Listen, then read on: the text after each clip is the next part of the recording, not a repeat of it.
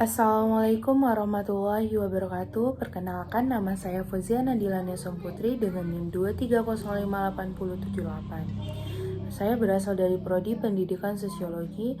Tujuan saya untuk membuat video ini untuk memenuhi tugas administrasi dan supervisi pendidikan. Baiklah, saya akan menjelaskan materi pertama, yaitu tentang pengertian administrasi peserta didik.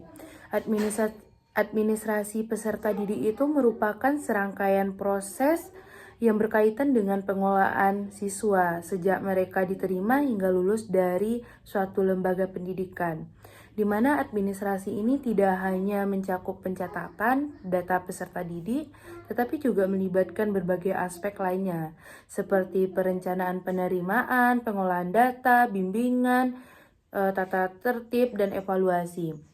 Dan ada juga menurut Undang-Undang Nomor 20 Tahun 2003, peserta didik ini adalah merupakan anggota masyarakat yang berusaha mengembangkan diri dan potensinya melalui proses pembelajaran pada jalur, jenjang, dan jenis pendidikan tertentu.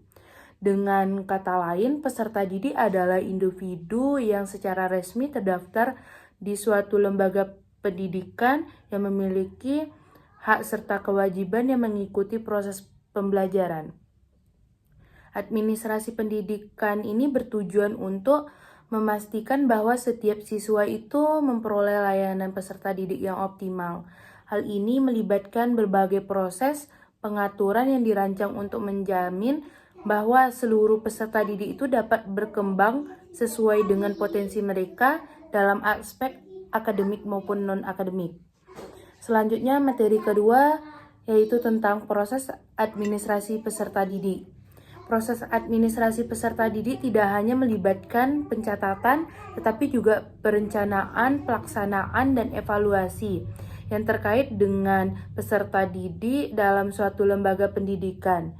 Beberapa tahapan utama dalam administrasi peserta didik ini, yang pertama, perencanaan peserta didik. Perencanaan itu merupakan tahapan awal dalam administrasi peserta didik yang bertujuan untuk menentukan jumlah peserta didik yang dapat diterima berdasarkan kapasitas dan sumber daya yang tersedia.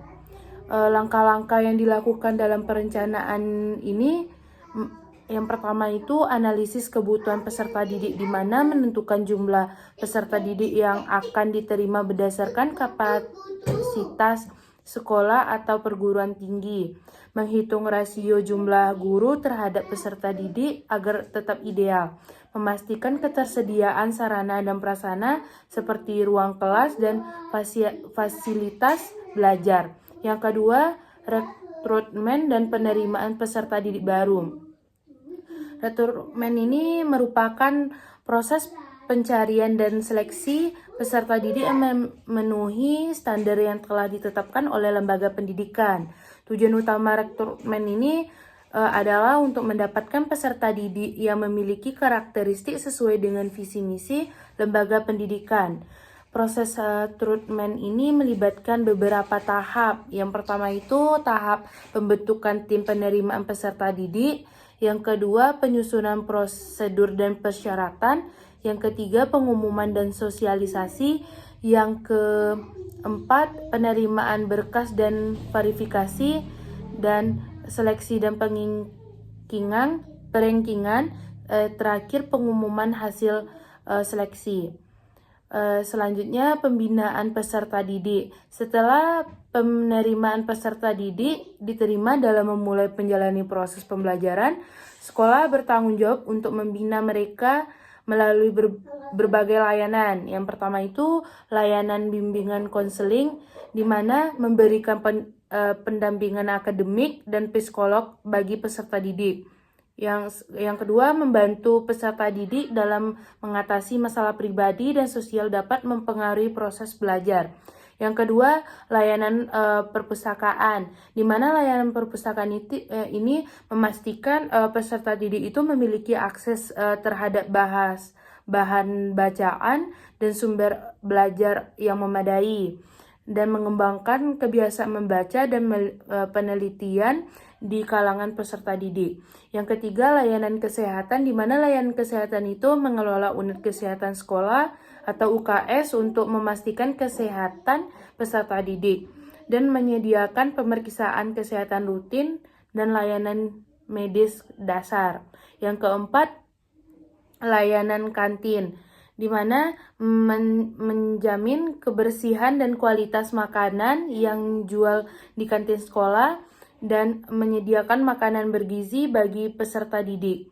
Selanjutnya, pencatatan dan pengelolaan data peserta didik, di mana administrasi pendidikan ini juga mencakup pengelolaan data baik secara manual maupun elektronik.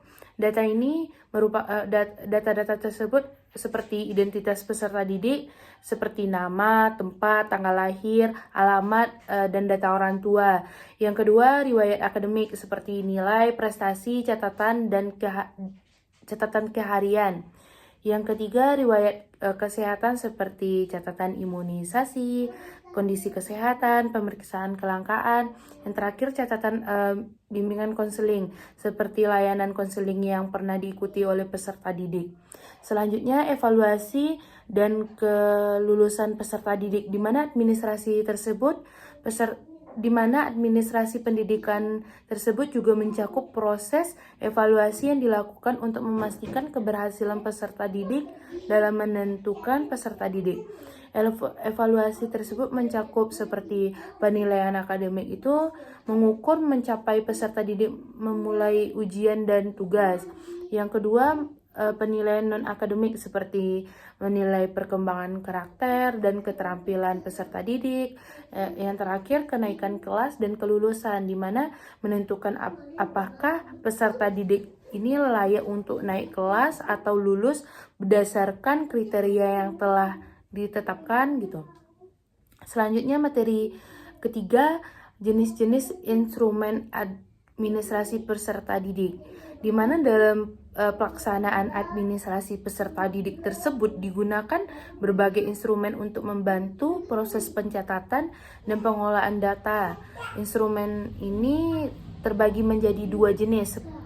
Yang pertama, instrumen manual, di mana instrumen manual ini mencakup seperti buku induk siswa, formulir pendaftaran peserta didik baru, daftar hadir siswa, rapor dan catatan perkembangan siswa.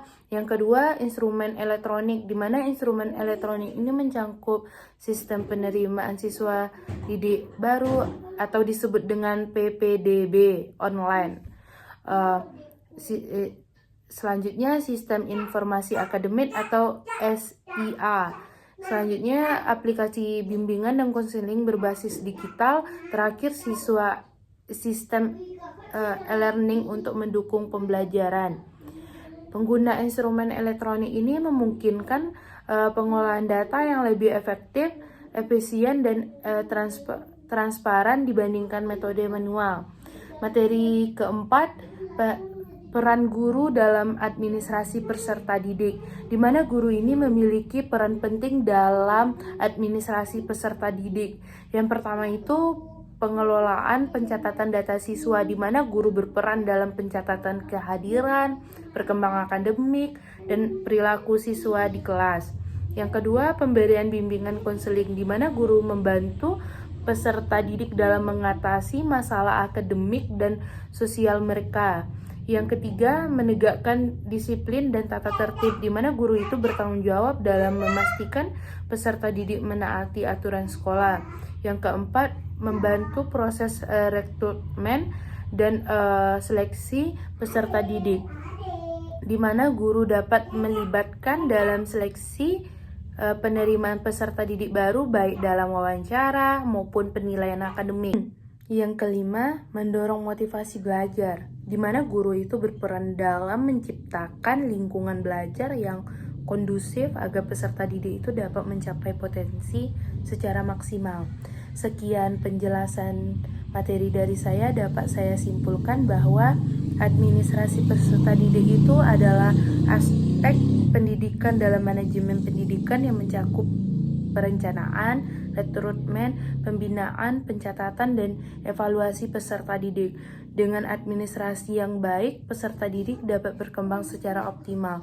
Baik dalam aspek akademik maupun non-akademik, guru memiliki peran sentral dalam memastikan bahwa proses administrasi ini berjalan dengan baik, sehingga tujuan peserta didik dapat tercapai dengan maksimal. Sekian dari saya, billahi taufiq wal hidayah. Wassalamualaikum warahmatullahi wabarakatuh.